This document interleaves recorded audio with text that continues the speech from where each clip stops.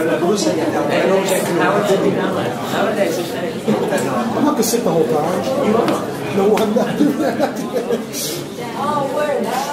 That's your scene, man. I'm not a camera man. I'm cool. I'll say it to you. Howard, you've been allocated scene. Oh, we can go to someone else. I'm not sitting there the whole time. I'm saying the scene. Everything. You calm down, right? Martine, tak jo. Tak přátelé, já mám tu čest vás tady uvítat. So dear friends, I have the honor to welcome you here tonight. A zároveň si myslím, že i pro nás, co tady pracujeme, je to takový zvláštní den. For all of us working here at the library, this is a very special day. Je to vlastně půl roku, kdy jsme tady v tom týmu s Pavlem Hájkem, Terezou Selmabacherovou začali dělat. A teďka máme radost, že to můžeme oslavit s Ladislavem Klímou. It has been 6 months since we started working here with our team, and it's a great moment to celebrate this with Ladislav Klíma. Já můžu říct žertovnou příhodu z těch dávných dob, že kdysi mi Láďa Leština, muzikant z Plastic People, dal takový negativ umírající, fotky, na který byl umírající Ladislav Klíma. And I have a story with Ladislav Klíma. Ladislav Leština, who worked with the Plastic People a long time ago, gave me a negative of the photograph of dying Ladislav Klíma. My jsme to tehdy s různýma kamarádama, takovýma těma jako Androšema, jak se říkalo, nosili opravdu jako takový kultovní věc, tu podobiznu Ladislava Klímy. And with a bunch of my friends from the underground, we really had this object, as a cult object, this portrait of Ladislav Klíma on his deathbed. A já si pamatuju, jak to bylo tady vlastně kousíček odsud, v té Bartolomějské ulici, kde mě shodou okolností někde sebrali. Vzali mi všechny věci a nakonec našli tu podobenku umírajícího Klímy. And I was arrested a few blocks from here in Bartolomějská street. They took all of my things, including this small picture of Ladislav Klíma on his deathbed. A okamžitě výslech. Kdo to je? Kde bydlí? Já jsem byl tak jako vyřízený, jako, no to je Ladislav Klíma. Kde bydlí? V Chuchli. A kdy jste se naposled viděli? Dneska ráno. A včera taky. A vlastně pak už jsem se tím jako začal bavit. A byl to neuvěřitelný výslech na Ladislava Klímu. To už skončím s tou historkou. And they immediately started interrogating me. Who's this guy? Where does he live? And I was so flabbergasted that I just said, well, this is Ladislav Klíma. He lives in Chuchle. Did you meet him today? Yes. Did you meet him yesterday? Yes. And in fact, I started enjoying the interrogation. A jenom vlastně řeknu tady k té organizaci, že první bude čtení, který překladatel Ladislava Klímy do anglického jazyka Marek Tomin předvede anglicky a česky. A já pak strašně bych chtěl poprosit šéfa nakladatelství Zakroucená lžíce Howarda Sidenberga, aby řekl vůbec, proč, jak ho to napadlo, nebo jak to vzniklo. So about tonight, first we'll have a reading from the translation by Marek Tomin in Czech and English, and then the head of Twisted Spoon Press, Howard Sidenberg, will speak about why he decided to publish Ladislav Klíma. Já vím to, jak budete, prostě já do nějaké fotky a právě budou ty fotky, které ty budeš ukazovat a pak se strašně těším, že Martin Machovec nás uvede do toho tajuplného, hrůzostrašného a úchvatného světa Ladislava Klímy. Pak Kate pustí film Inventura, že jo? Jo. A to bude ta struktura a mezi tím, kdo bude poblíž, tak už si může chodit pro víno a ostatní budou muset počkat, až to všechno se završí. And afterwards, Martin Machovec will introduce us to the sublime world of Ladislav Klíma, and then we'll have a film Inventura, and those of you who are close to the door can grab some wine next door. Should I say something? Okay. Well, actually, I'm going to speak first, and then Mark will read. Well, thank you all for coming, first of all, and thanks to the Howard Library for hosting us. I'm going to be brief. but it seems to me there's a mixed crowd here, and some of you may be very familiar with Klíma's work, some of you may not have heard of it at all. I think we can do this without interpretation, just to move it along, if that's okay. Glorious Nemesis, which Mark translated, is the second book by Ladislava Klímy that we published, Twisted Spoon Press. The first is a novel called The Sufferings of Prince Sternhag, which we published maybe about 7, 8, maybe even 10 years ago. And Glorious Nemesis is a novella. And it's ironic that we published 2 works of fiction by Klímy because during his life, he died in 1928 at the age of 50 of tuberculosis. During his life, he only had 3 books published, and they were all philosophy. And he had a play. And he co-authored a play that was also published. However, these books were completed. They weren't, when Klímy died, he left a lot of his papers and so forth. There's a lot of fragments and bits of novels, and over the years people have tried to piece it together. But actually the Sufferings of Prince Sternhag was at the printers at the time of his death, and he read the final proofs, and so it was complete. He just never saw it in print. And Glorious Nemesis he wrote, I think before the First World War, when he was in the Tyrol for a stay, and he revised it in the 20s, and he finished it in 1926. So if you read it, it actually has an ending. Because, like I said, some of the subsequent work that has been published by Klímy, especially his fiction, is open-ended, because he never had a chance to finish it. The only other thing I'll say is that we're planning a few other editions of his work. When Glorious Nemesis, Slavná Nemesis in Czech, came out in Czech, it was in 1932, 4 years after Klíma's death, and it was published with some of his very short fiction. And actually some of that did get published during his lifetime in periodicals and things like that. And actually that edition has some of the short stories or short fictions are of a disputed authorship. Some of them Klímy may not have written. It may have been someone who was mimicking Klíma's style. So it probably wasn't a good idea to just reproduce that volume on its own. And I think Glorious Nemesis stands alone. And the next time Glorious Nemesis was published in Czech was in 1967, which became a famous volume put together by Dr. Josef Zoomer, who's the foremost Klímologist here, called Seconds of Eternity, which paraphrases one of Klíma's books of philosophy called A Second and Eternity. And it included Glorious Nemesis, some bits of letters, aphorisms, short fiction, what later became fragments of novels. It wasn't known that there were fragments of novels at the time that the manuscripts were later discovered. And that was the only thing, really, until after the Revolution, 1989, that could be published from Ladislava Klíma's work. And that, I think, was the influence for a lot of people. And that this Plastic People album of Ladislava Klíma's work has been alternately titled either Glorious Nemesis or I walked around 5 fields, which was another selection from that volume. So one of the volumes we're planning on in the future is a collection of Klíma's shorter works, because I think it's better separated from Glorious Nemesis, and perhaps a novel he wrote during the First World War in German, in the pub, with his friend Franz Böhler, who was a co-owner of an Ersatz tobacco company, which failed because they were in the pub all the time. And then we probably will do a selection of his philosophical letters. But there's still a lot of work by Klíma that probably should be published, and I was hoping that, especially some of his philosophical works, maybe an academic press or someone who had the staff to do the annotations and so forth would pick it up.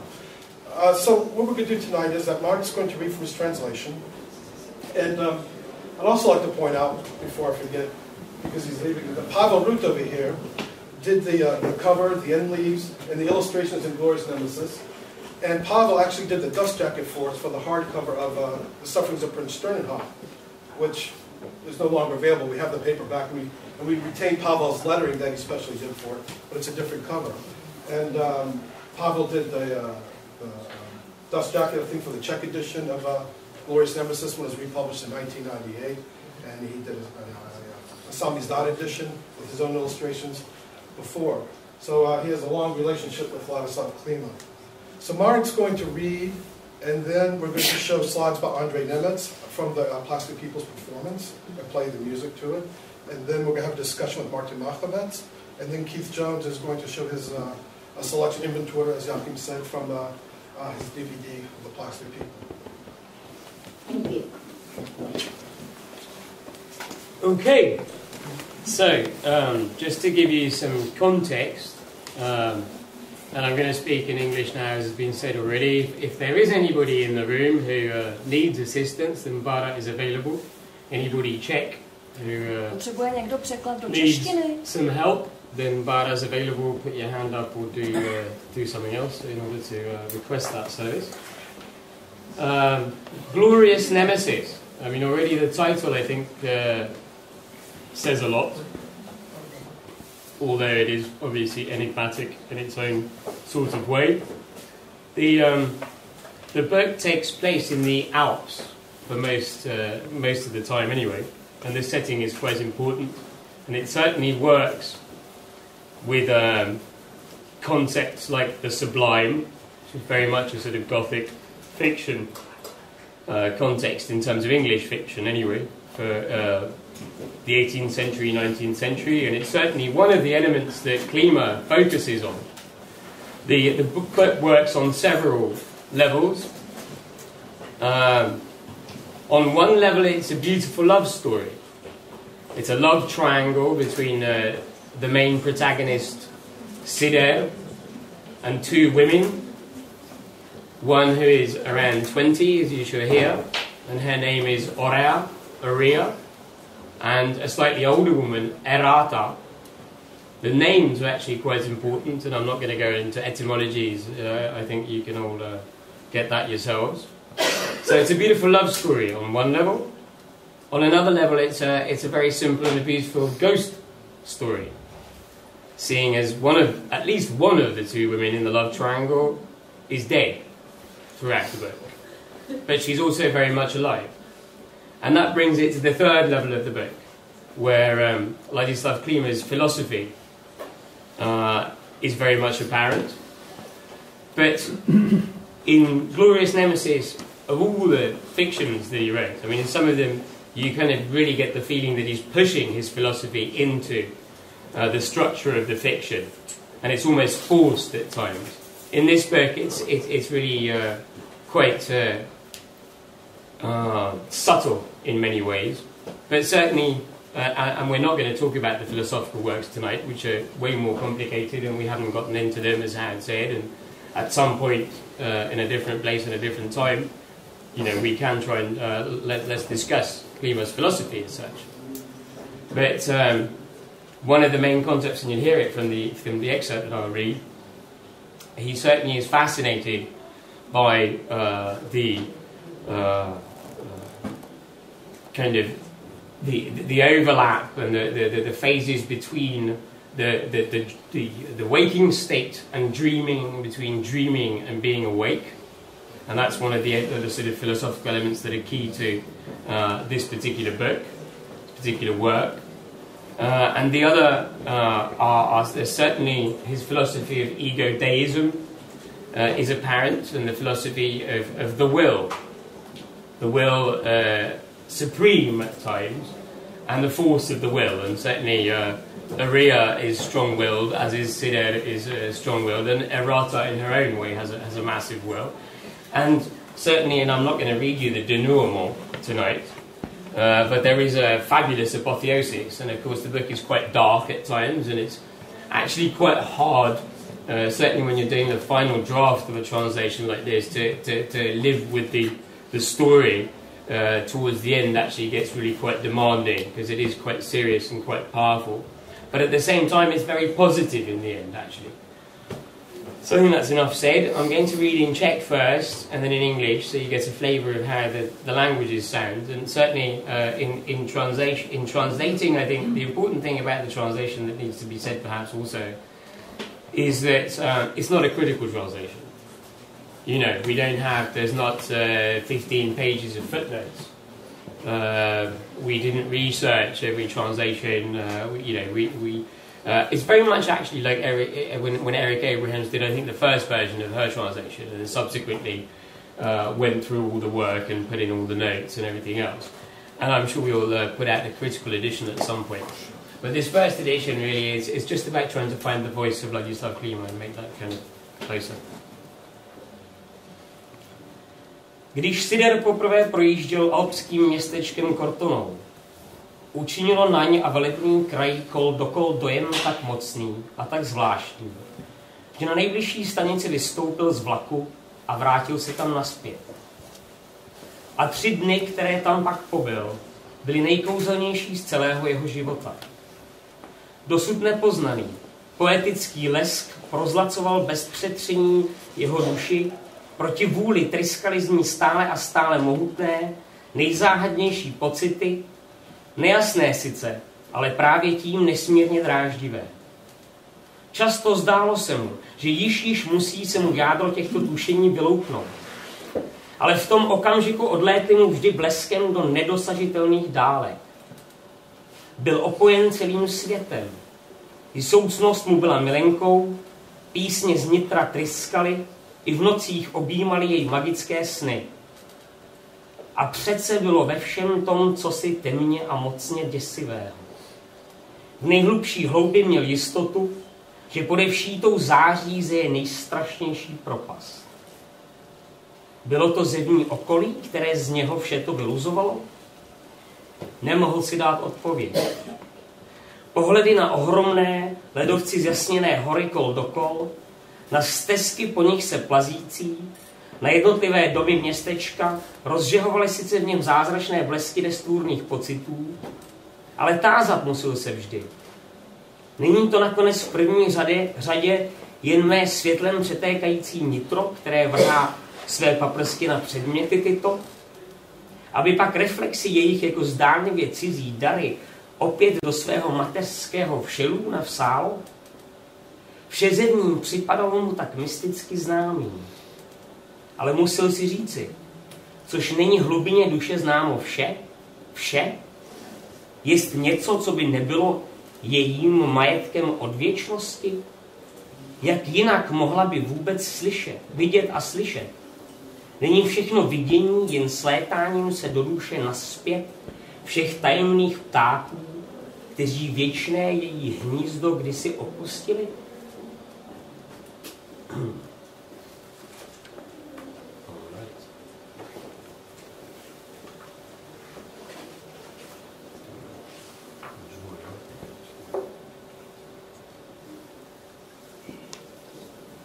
When Sider travelled through the alpine town of Cortona for the first time, the majestic landscape made such a strong and peculiar impression on him that he got off the train at the next stop and went back. The 3 days he then spent there were the most enchanting of his entire life.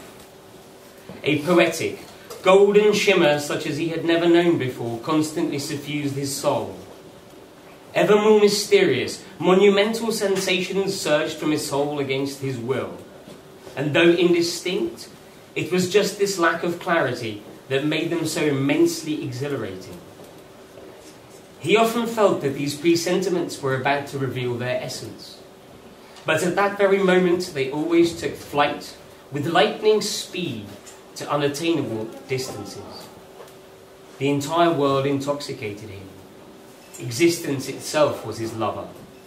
Songs erupted from his inner being, and at night he was embraced by magical dreams.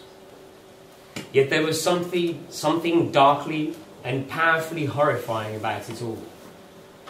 In the deepest depths he was certain the most terrible abyss gaped beneath all this radiance. Was all this being drawn out of him by the exterior surroundings? He was unable to come up with an answer. Although the views of the vast, glacier-lit mountains on all sides, the footpaths snaking over them, and of the town's diverse houses sparked within him miraculous flashes of monstrous sentiments, he always had to ask, is this not after all my inner being, overflowing with light, that is casting its rays onto these objects so that their reflections, as if alien gifts, might be reabsorbed in the maternal all-womb? This entire exterior world seemed so mystically familiar to him.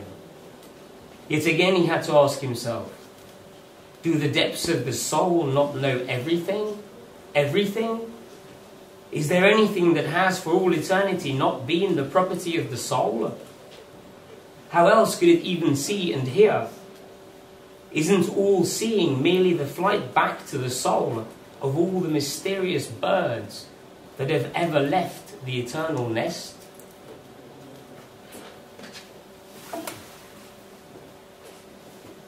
I'm doing a collage here, yeah, so you get an idea of all the different kind of elements in the book. Bylo krásné nedělní odpoledne 8. června.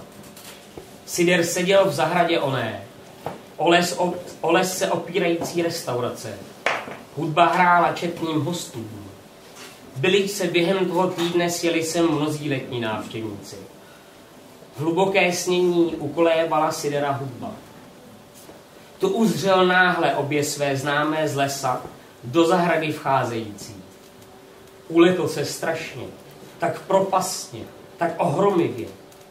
A bylo mu, jak by i hudba zasažena, zaražena polostichla, jak by ledový dech, jaký přelétl všechny věci a lidi kol.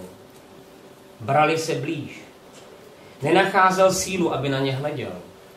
Usedli ke stolu asi 12 kroků od něho vzdáleného. Přicházel k sobě. Zase zářně vytryskla hudba do výše a zahleděl se do tváří jejich. Byli si vzdáleně záhadně podobní. Něco chvějně jemného, démonicky éterického obestíralo obě bledé tváře. Něco, co na jiné ženské tváři dosud neviděl. Ale z obličeje dámy mladší v modrém šatě zíralo to. Dulo to nepřirovnatelně silněji. Byla asi 20letá, vysoká, štíhlá, krásná. Příliš mrazivě čišelo něco z příliš bledých, hubených, ale nejklasičtěji sformovaných rysů. Dravčích a přece láskyplných. Hrůzných duchovou strašidelností, stejně jako divokostí. A jako i nelidskou, nadlidskou něhou. Snad byla více než krásná. Tedy obyčejnému oku nekrásná. Každá převelká krása je setmělá svým přílišným leskem.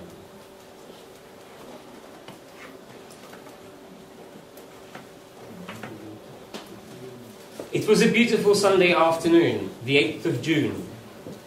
Sider was sitting in the garden of the restaurant that backed onto the forest. A band was playing to entertain the numerous guests. Many summer visitors had gathered during the week. The music had lulled Sider into a deep dreaming. Suddenly he caught sight of both his acquaintances entering the garden from the forest. His shock was overwhelming, frightful, abysmal. He felt as though even the music had been affected, taken aback, reduced in volume by half, as if a kind of icy breath had drifted over all things and people nearby. The women came closer. He was unable to find the strength to look at them. They sat down at a table about 12 paces away. He was regaining his senses. The music radiantly surged once more to the heights, and his eyes rested on their faces. Their resemblance to one another, though remote, was uncanny. Something palpitating and delicate, demonically ethereal, veiled both their pallid visages. Something he had not seen in a woman's face before. But from the face of the younger woman in blue, it glared, thundered, incomparably more powerfully. She was about 20 years old, tall, slim. Pretty? Something too chillingly emanated from her too pale, thin, yet entirely classically formed features, predatory and yet affectionate, horrifying in their spectral ghastliness and ferocity, and also an inhuman, a superhuman tenderness. Perhaps she was more than pretty. In other words, to the ordinary eye, she was not beautiful. Every magnificent beauty is darkened by her own excessive splendor.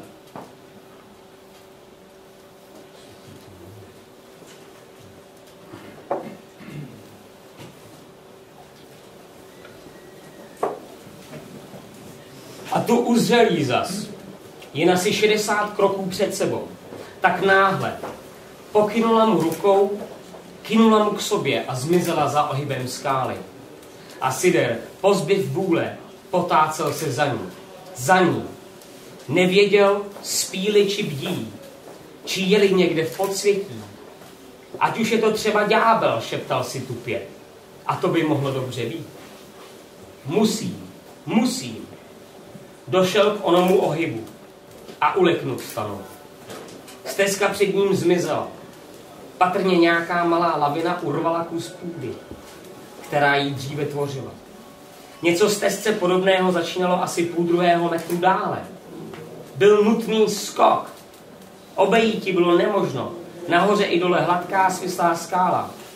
Skok mohl by se snad podařit, ale mnohem pravděpodobnější bylo, že skončí pádem do propasti, asi 30 metrů hluboké. Neboť stezka, kde noha skočivšího měla zase stanout, byla tak úzká, že ani pro druhé chodidlo nebylo tam místo.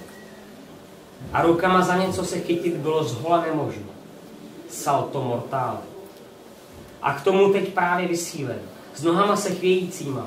Teď, když právě silnější závan větru bezmála by jej dolů srazil, mohl se ho odvážit? Stál nerozhodně. Srdce se mu děsně rozbušilo. Strach zápolil krutě se studem hrdostí. Ona to dokázala, neboť nebylo jí vidět a do propasti jistě nespadla. Byl by jinak slyšel výkřik, nebo aspoň třeskot těla na dno. Žena to dokázala. A on muž? Měl by? Myšlenka mu byla nesnesitelná. Rozběhl se, pokud místo dovolovalo, ale nad prohlubní se zastavil. Zaluncoval se a pocítil jasně, že se neodváží. A to proto, že ví smrtí, že by skončil vyskok. Pohlédl dolů. Údy mu zledověly. Co to zas bylo? Co tak transcendentálně, strašidelně z propasti na ní zařvalo? Bylo po boji. Vracel se nazpět zahanben jako zbytý pes. Aby se poněkud potěšil, umínil si, že při jiné příležitosti, až bude tělo lépe mu sloužit, skok ten stůj, co stůj, provede. Ale sotva uslyšel 20 kroků, zaznělo náhle strašlivě, strašidelně z hůry. Zbabělče, babo! A spatřili až na temení kužele. Zdálo se mu, že rozeznává její vztekem a nenávistí hořící infernální tvář. Padouchu, ohavo ze všech největší, zbabělost tvá není menší než tvá bídáckost. Pse, zahučelo ještě jednou valkýřím hlasem a modrý zjev zmizel.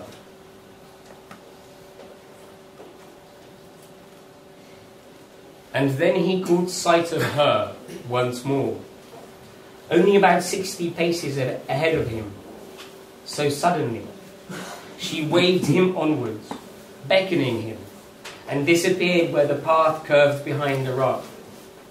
Surrendering his will, Sider staggered after her. He did not know whether he was asleep or awake, or whether he was in the netherworld. Even if she's the devil incarnate, he whispered to himself dully.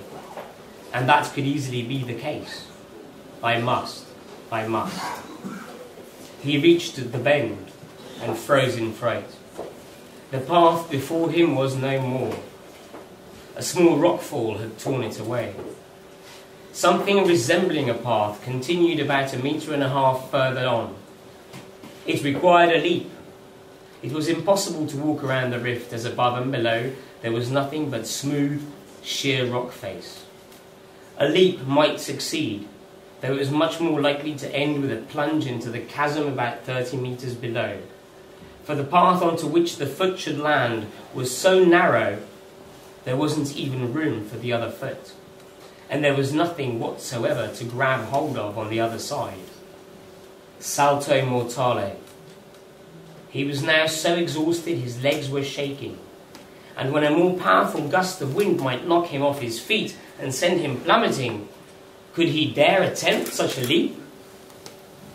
He stood there, unable to make up his mind, his heart pounding terribly.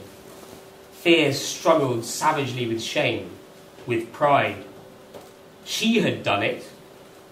he could not see her, and certainly she had not plummeted into the abyss, he would have heard a scream, or at least the thud of a body below.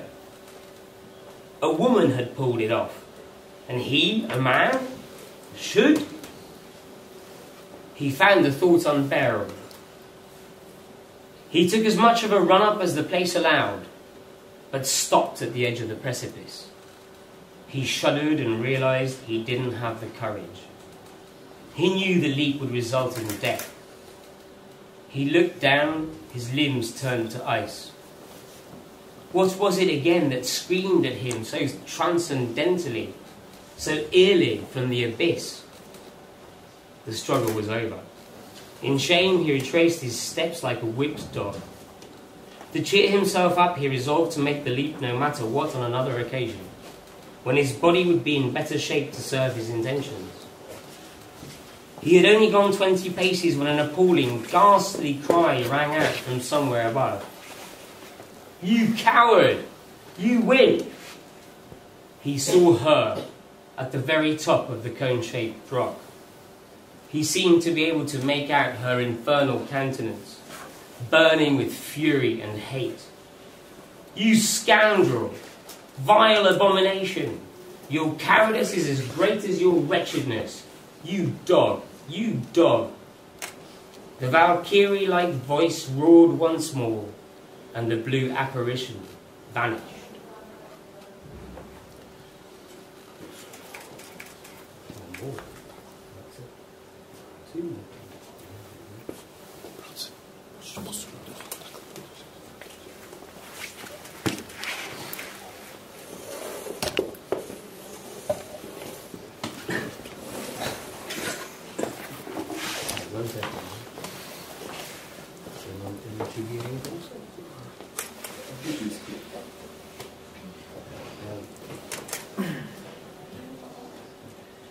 Tak jsem teda tu noc nemohla živou mocí usnout. A tu jsem si vzpomněla, že mám na půdě prádlo.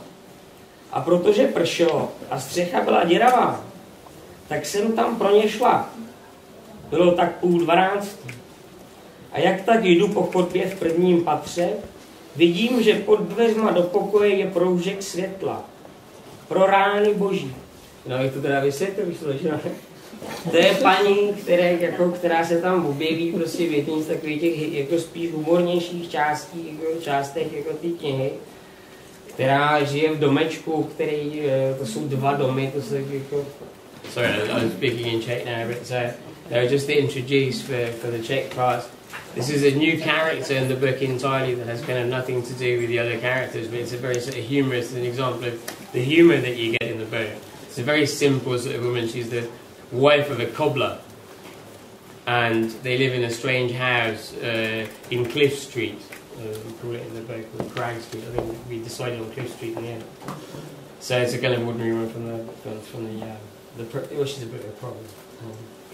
Of a playground. A jak tak jdu po chodbě v prvním patře, vidím, že pod dveřma do pokoje je proužek světla. Pro rány boží. Já ty dveře otevřela a vzácnej pane, ještě teď nohy pode mnou padají. U stolu jim tam seděly 2 krásné dámy a krásný mladý pán. Všichni oblíknutý jako hastroši, jako císař Bonaparte. A tuta jedna dáma měla modrý šaty, zdvihla sklenici a v té byla hustá spěněná krev. Přiťukla si s těma druhejma, který měli ve sklenici taky krev. A povídala: Ježíš Maria, že jsem nepadla, když jsem slyšela ten její hlas. Velká noc dnes, větší blízek jeden, na zdraví všesměřující smrti, na zdraví věčného vykoupení, na zdraví slavné Nemesy. Ta druhá dáma zavejskla a přiťukla a ten pán nějak otálel, ale potom taky přiťukl a všichni pili hustou krev. Já nevím, jak jsem to přežila. A najednou vzala jsem nohy na ramena a utíkám dolů. Škopku, křičím, tam nahoře straší. Vem si z čerstva kalhoty, povídám, a běž tam. On bručel, ale šel přeci. Já se zatím modlila a zuby mi drkotaly. A on přišel a povídá: Bláznivá Terko, vždyť tam nic není, tak co si mne budila, svině? A nařezal mi potěhem. Ale já to ani necítila. Taková hrůza se mnou pořád pajtlovala. A jak mě zeřezal, lehl si zas a hned chrápal. A já si zas klekla a modlila se. A tu tloukla z věže půlnoc a naráz, jako kdyby ohromná kamenná pěst zamlátila na střechu. A náš strop se sesypal a jeden trám padl tomu pohanu, Pán Bůh mě odpust, zrovna na hlavu. Vystřik mu mozek, rozplakala se. Byl sociální demokrat a blbec, ale dej mu Pán Bůh věčnou slávu.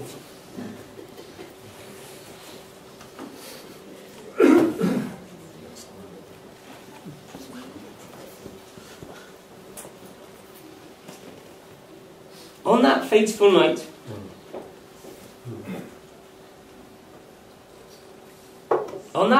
night, no earthly power could get me to fall asleep. Then I remembered that I had laundry up in the attic. And because it was raining and the roof was full of holes, I went to fetch it. It was around 11:30. So as I'm walking down the hallway on the upper floor, I see there's a strip of light beneath the door to the room. For the love of God! I open the door, and noble sir, my legs still buckle beneath me. Two beautiful ladies and a handsome young man were sitting there by the table, all of them dressed like scarecrows, in old clothes, like Emperor Bonaparte. And then one of the ladies, she was wearing a blue dress, raised her glass, and there was thick, frothy blood in it.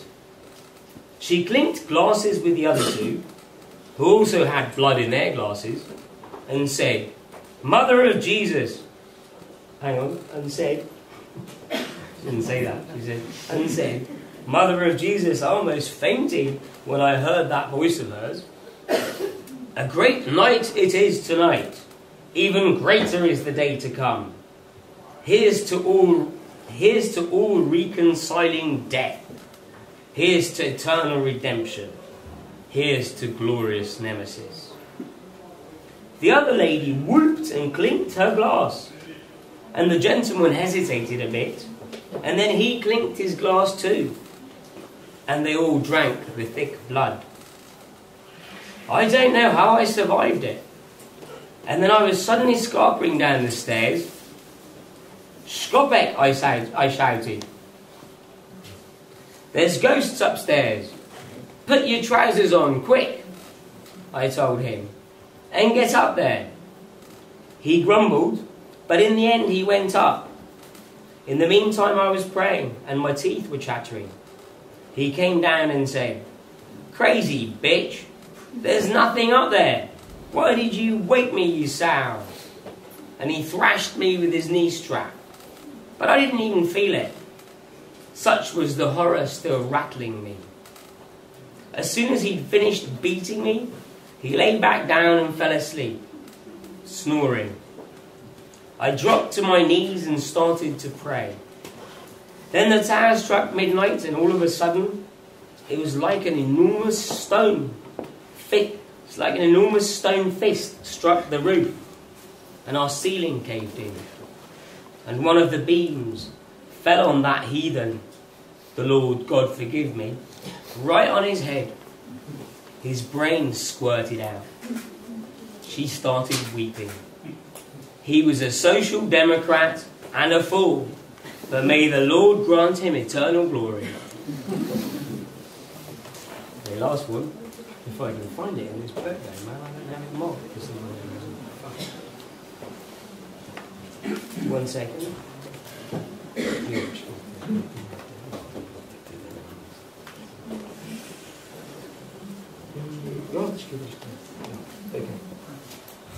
Takže poslední kousek.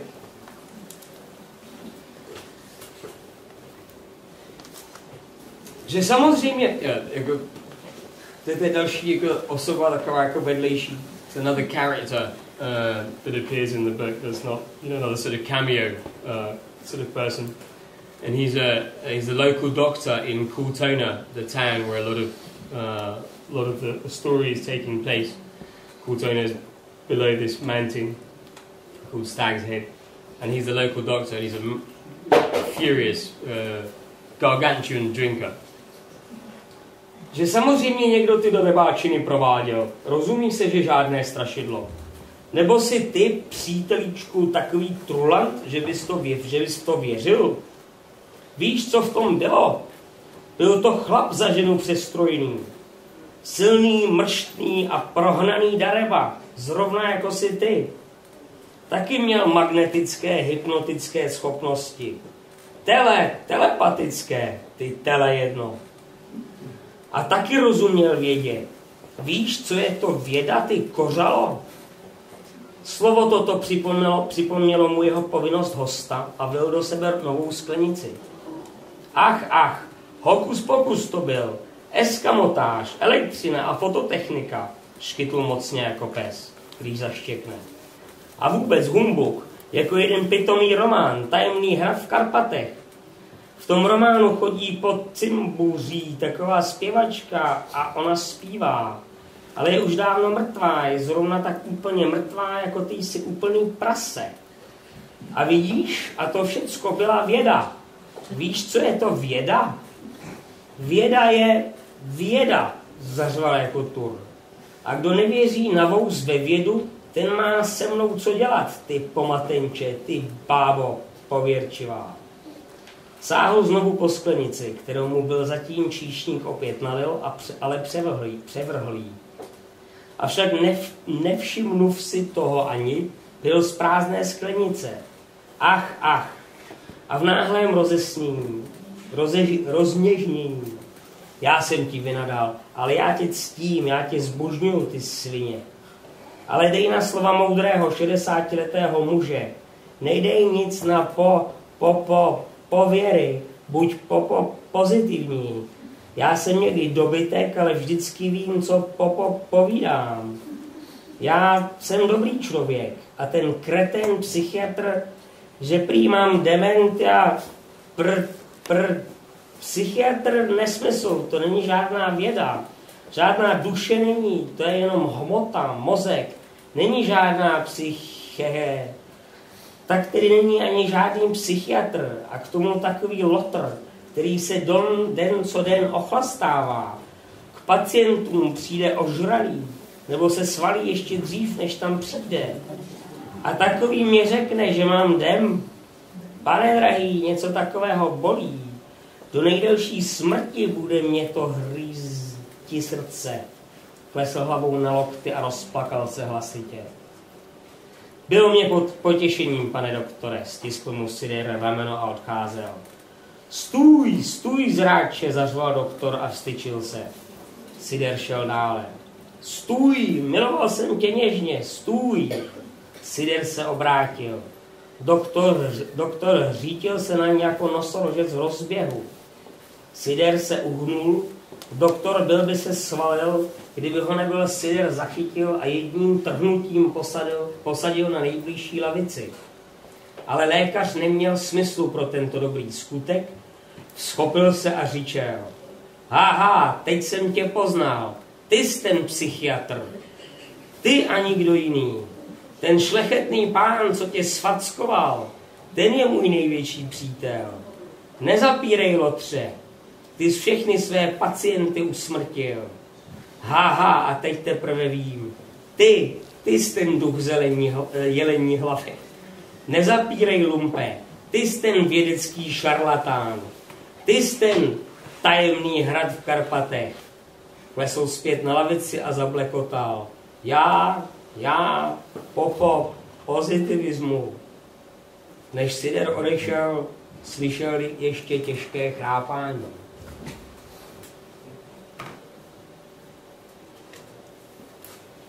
Someone was responsible for those pranks, of course.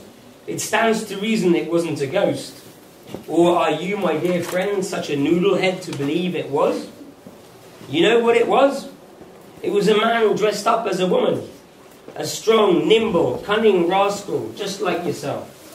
He also had the power of animal magnetism, hypnotic abilities, telepathic, you pathetic lump. He also understood science. Do you know what science is, you rummy? This word reminded him of the duties of a guest, and he downed another glass. Hocus pocus it was. Prestidigitation. Electricity and trick photography, he said with a mighty hiccup that sounded like a dog barking. All in all, a load of humbug, just like that silly novel, The Castle of the Carpathians. In the story, some prima donna walks along the castle battlements and she sings. But she's been long dead, just as dead as you're a complete pig. And don't you get it? All of it was science. Do you know what science is? Science is science, he roared like a bull. And anyone who doesn't believe in science, hook, line and sinker, has me to answer to. You crackpot, you superstitious ninny. He reached for his glass again, which the waiter had refilled in the meantime, but he knocked it over. Without even noticing, he drank from the empty glass. And suddenly becoming tender. I told you off, but I respect you. I adore you, you swine. But mark the words of a wise 60-year-old man. Don't take stock in superstition. Be positive. I behave like a pig sometimes, but I always know what I'm saying. I'm a good person. And that cretin, the psychiatrist, alleges I have dementia. Psychiatrist nonsense. That's no science. There's no soul. Only matter. The brain. There's no psyche. So therefore there's no psychiatrist either. Especially not one that's such a scoundrel who drinks like a fish every day, attends to his patients drunk, or topples over even before he gets to see them. And someone like that tells me that I have my dear sir, something like that hurts. Until the end of my days it will gnaw at my heart. His head fell onto his elbows and he started to weep loudly. It was a pleasure, Doctor. Siddharth squeezed his shoulder and started walking away. Stop! Stop! Traitor! The doctor roared and stood up. Siddharth walked on. Stop! I loved you affectionately. Stop! Siddharth turned round. The doctor rushed towards him like a rhinoceros charging at full tilt. Siddharth stepped out of the way, and the doctor would have taken a dive had Siddharth not caught him and sat him down on the nearest bench with a quick jerk. But the physician showed no appreciation for this good deed, and having recovered he brayed, "Ha ha! Now I recognize you. You're the psychiatrist. You and no one else. That noble gentleman who slapped you round, he's my greatest friend. Don't deny it, villain. You killed all your patients. Ha ha! Only now I know. You are the ghost of Stag's Head. Don't deny it, scumbag. You're that charlatan of science. You're that castle of the Carpathians." He fell back on the bench and mumbled,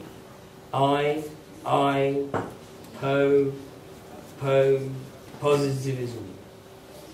As he was leaving, Siddharth could hear the sound of heavy snoring.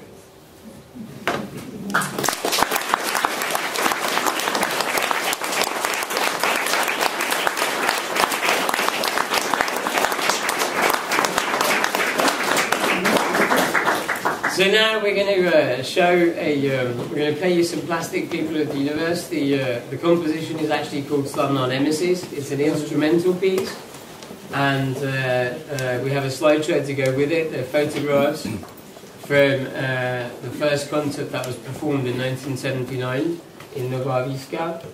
Of course, we originally thought we were going to show you a film from that time, but in typical and absolute sort of Klíma-esque fashion, no such film actually exists. And we somehow, together with, I mean, this is not just some sort of amateur mistake, made by people who weren't around at that time, but somehow this strange kind of mystification arose. But what you will see is photographs by Ondřej Němec, who's this chap here, taking photographs today also, and one of the undergrounds and the whole of the dissident movement's most celebrated and certainly most busy photographers. So off we go, and then Martin will talk.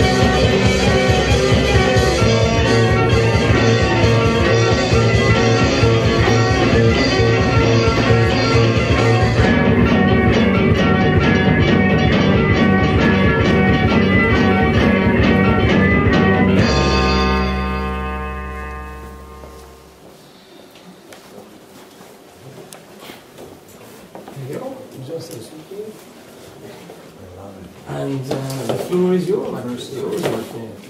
So Martin is now going to tell us something about Ladislava Klímy and the Czech underground, and the way that motifs and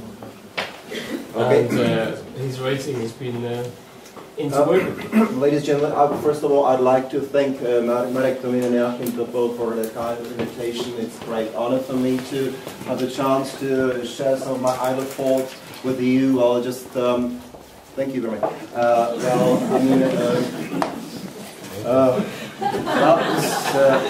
It's almost impossible to try and explain some elementary, to give you an elementary survey of Ladislava Klímy's main thoughts in a few minutes. Well, so I'm afraid, well, it will be ad lib, all of it, and just, well, so I do hope that, well, what I'm going to tell you will a bit contribute to a little bit a better knowledge of Ladislava Klímy's philosophy and his creative ability as a writer.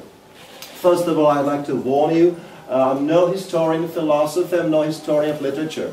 And so I'm just I've been working as editor, as a translator, and since I've been interested in philosophy and fiction written by Klíma, so perhaps, well, this is that's why I was asked to tell you something about it. So, who was Ladislava Klíma? Born in 1878 in Austro-Hungarian Empire, the remote province of West Bohemia, and died 50 years later in the capital city of Czechoslovak Republic, as aged 50.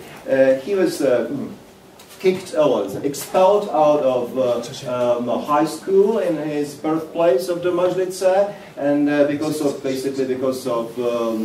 being a rowdy and a troublemaker, he never was able to finish even his let's say secondary education. He was never able to finish his high school studies, and most of his life he spent in living in very poor living conditions, as writing fiction, writing philosophy, writing letters, thousands of letters, and being able to sacrifice everything to his philosophy. Well, he was an autodidact, of course. He was an amateur philosopher. So, and that's perhaps one of the reasons why, up to this day, most of historians of philosophy would not be ready to give him an appropriate place in the history of Czech philosophy and literature. There are more reasons, but one of these undoubtedly is can be found in this fact.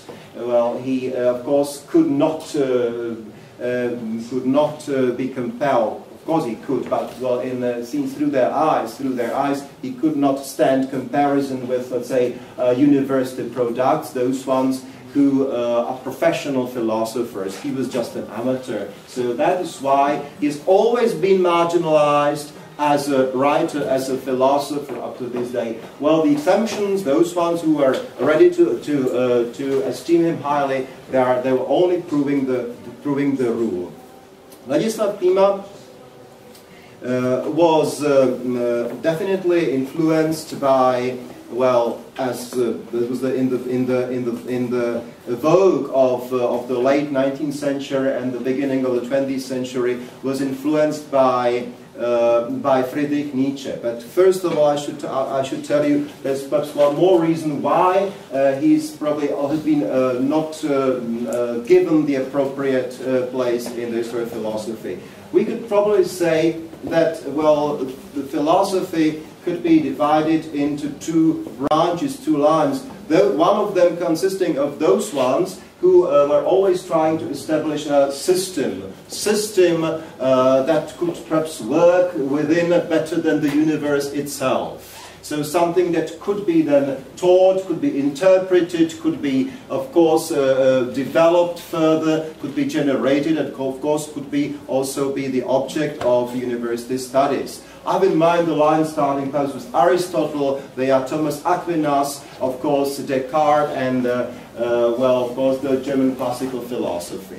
On the other hand, of course, there is the other line, starting with Socrates himself, with pre-Socratic thinkers, Diogenes, I'm sorry, of Sinope, well, medieval mystics, well, Blaise Pascal, of course. Well, as far as the Enlightenment period, we should, of course, remember not so much those ones who established, well, French encyclopedia, but rather the heritage of the Marquis de Sade, who definitely belongs to the Enlightenment heritage.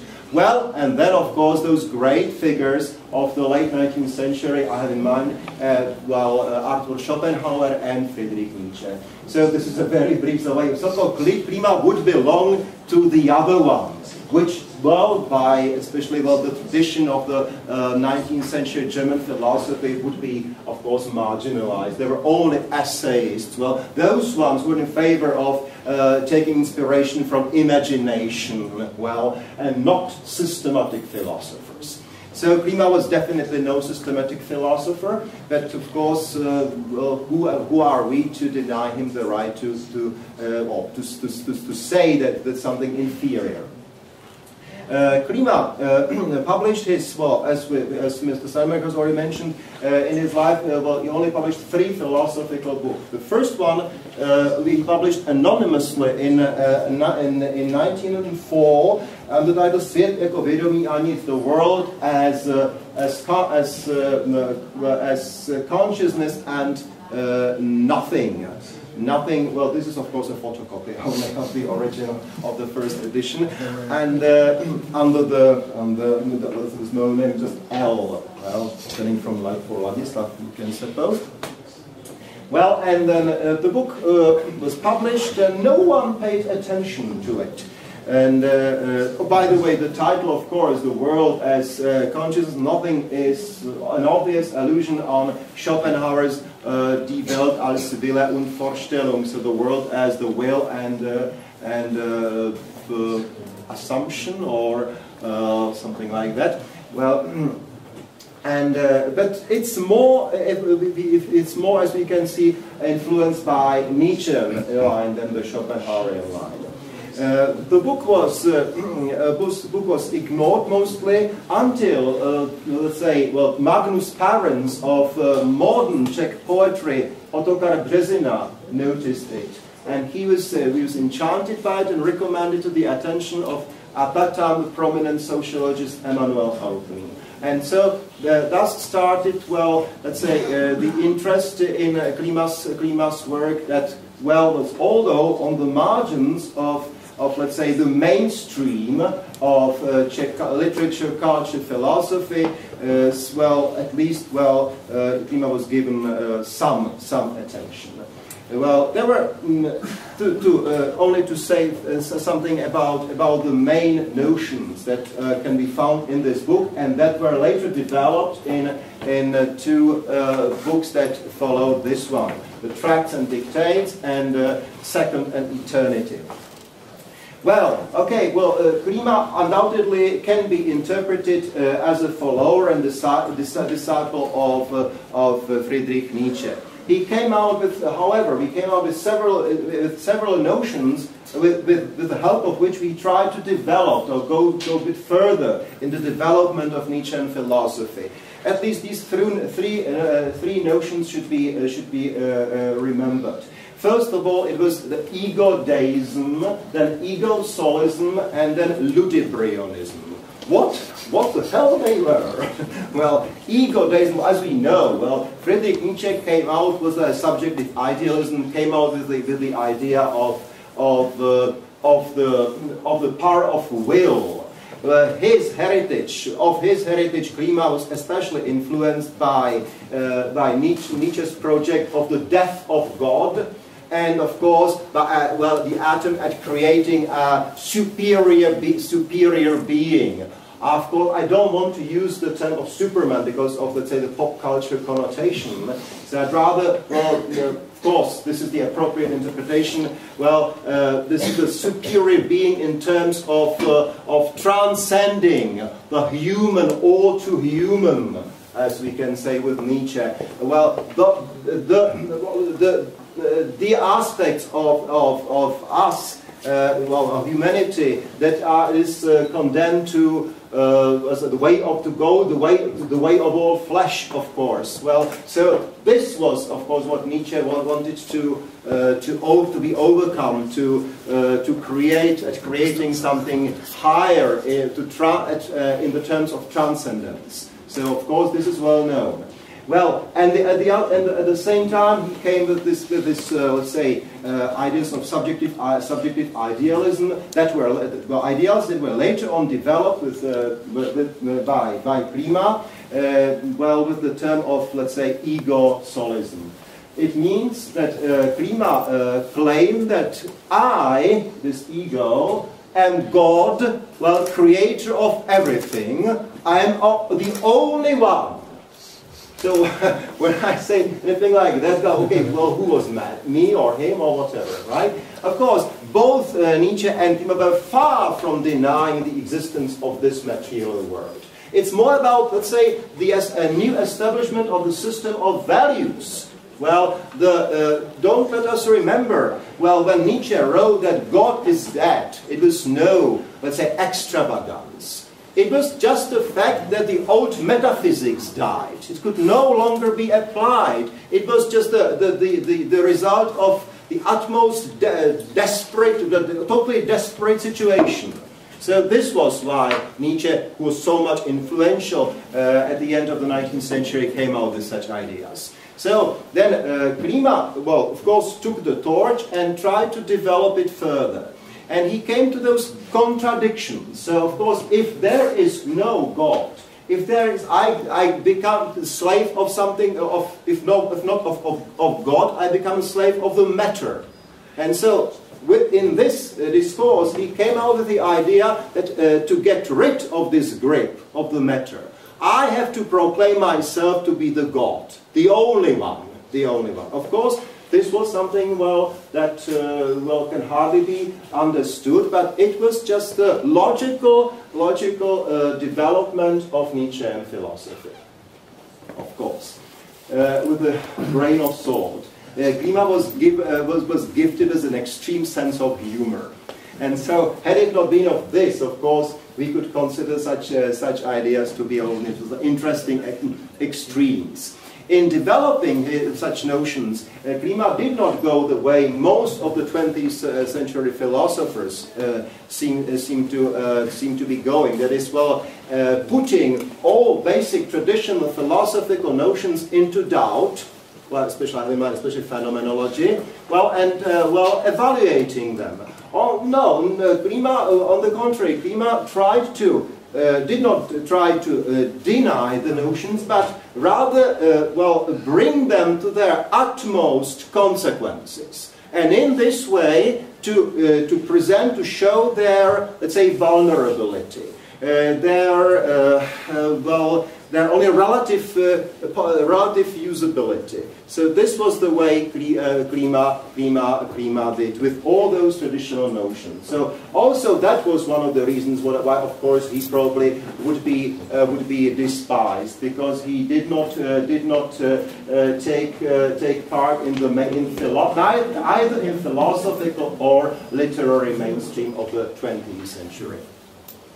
Well, so that was ego-solism, ego-deism, and the third of the terms is ludibrianism, ludus, game. So Klíma came out with the idea that the whole of the universe is only to be the object of my game. Again, sounds rather strange, doesn't it? He definitely meant it. He meant what he said. He wanted to present the universe in which man would be free, would be independent, would not be enslaved by anything, which would give him the chance to do whatever he wanted to. And so thus he came to the postulate of, let's say, ludibrianism. So this is, I'm afraid, rather puzzling. In brief, such a survey of these notions. However, with these notions, Klíma started writing fiction. And remember, again, he was gifted with an excellent sense of humor, and especially self-irony. And so this self-irony, well, you may have already noticed in Glorious Nemesis, was something that definitely made his fiction quite interesting.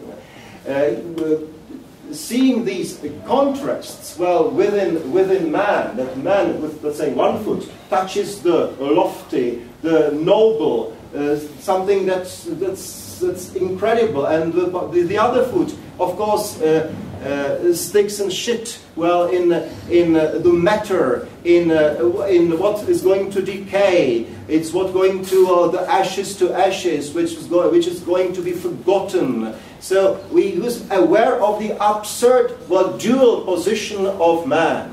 And more than anyone else, perhaps definitely in the let's say within the framework of Czech philosophy, but maybe even within the framework of European philosophy, he was one of those in favor of philosophy of the absurd. He was one of the predecessors of those ones who, and especially, of course, he was also one of the predecessors of existentialists. Some of his let's say, considerations would be very close to Jean-Paul Sartre and other existentialists.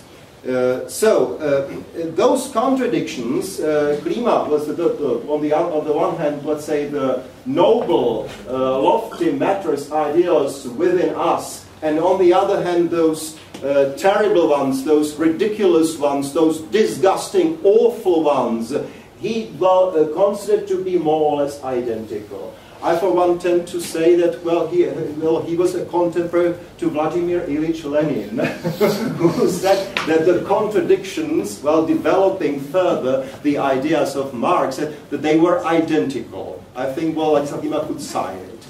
Well, but of course, the consequences Lenin didn't write any fiction. Right, well, he made fiction, right? So Klíma wrote fiction, and with such ideas, he came to, he was able to create, situations, portraits of human beings that were able to unify those two aspects that are, of course, the internal part of each and every one of us in his heroes. And that is what makes them absurd, and of course, because this world of ours is getting more and more absurd during the course of the 20th century, and now even more. So that's what can make his fiction, still interesting, because he was able to express the tragedy and the problems of our world, the world without God, in the traditional terms of metaphysics, the world where, each and every subject can do whatever he wants because there are no barriers. The world of the absurd. And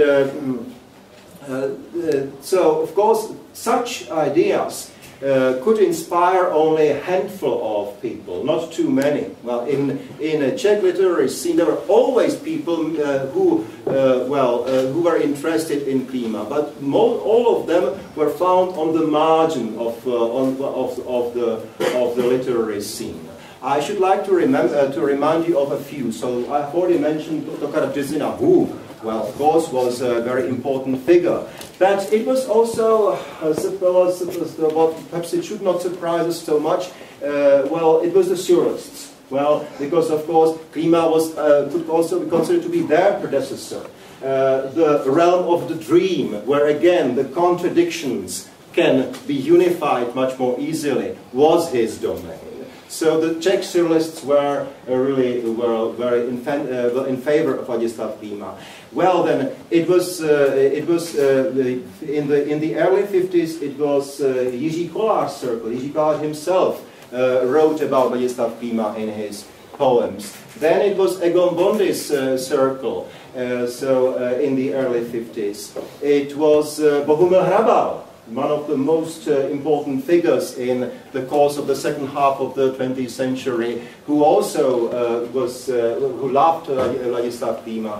And then, of course, it was the circle of Czech underground musicians, the Plastic People of the Universe, DG307, Well, we've just seen, the 1979 gig in which they presented one of Klíma's short stories, Five Fields I Wandered, which they put into music, and also Glorious Nemesis. So Klíma remains hero for those, let's say, marginal, non-mainstream writers, poets, and philosophers in the course of the 20th and the beginning of 21st century. And I don't think, we should be sorry for it, because he could never ever become a hero for the mainstream writers who would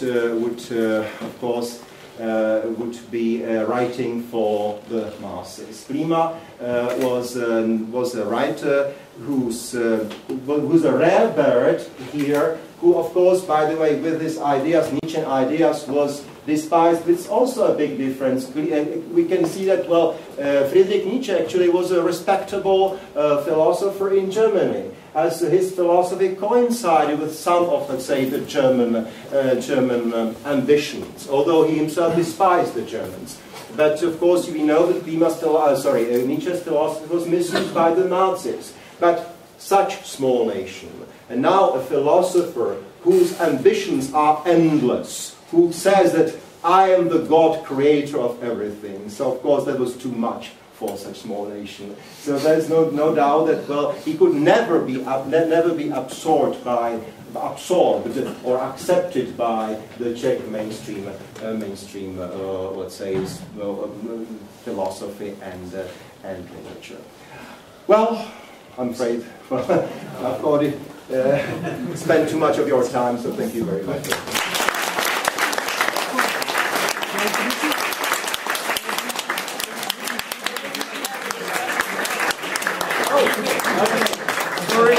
One more thing I'd like to read a quotation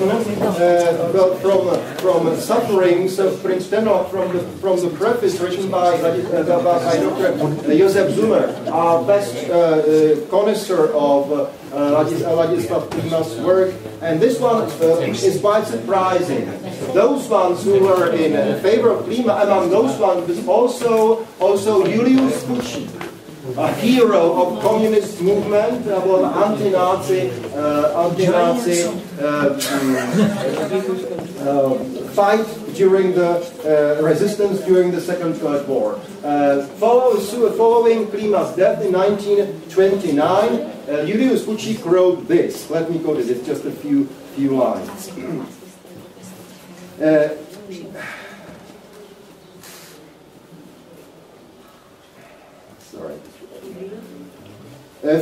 Fučík summed up Klíma's oeuvre in these words. With him has died the most outstanding, perhaps we should say the only Czech philosopher. In a country where pedantic moralists are declared philosophers and chattering journalists poets, he was a pure metaphysical poet whose consciousness embraced the entire world and whose magical words penetrated the depths of the ineffable. In a society where the single idea of a bird brain suffices to launch a shameless career, he stood absolutely on his independence. And I think, had it been only of these words, we should really pay tribute to Julius Fučík, that he wrote this. Thank you.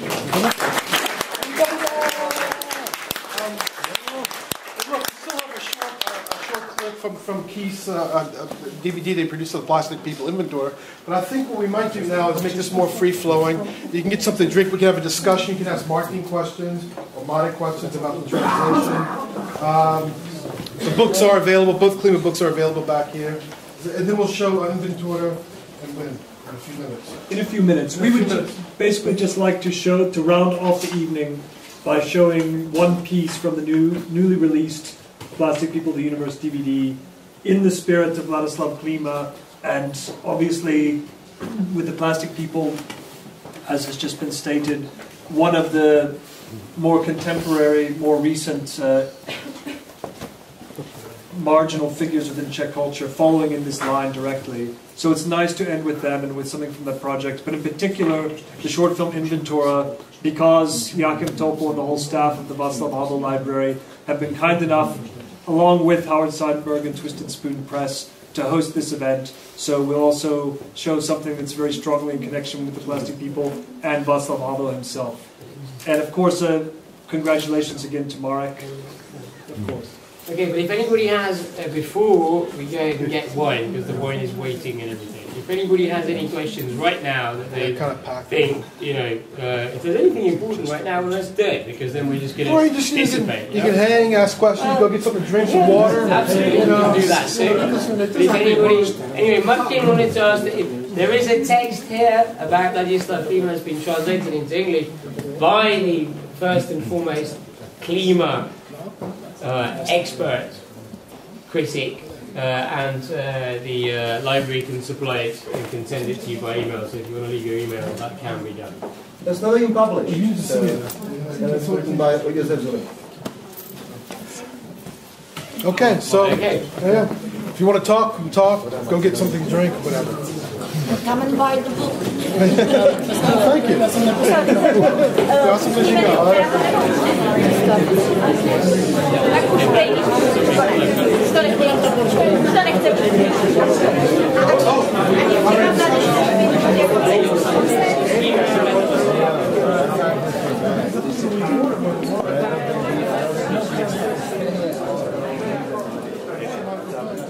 Thanks for the... That was a mishmash of it.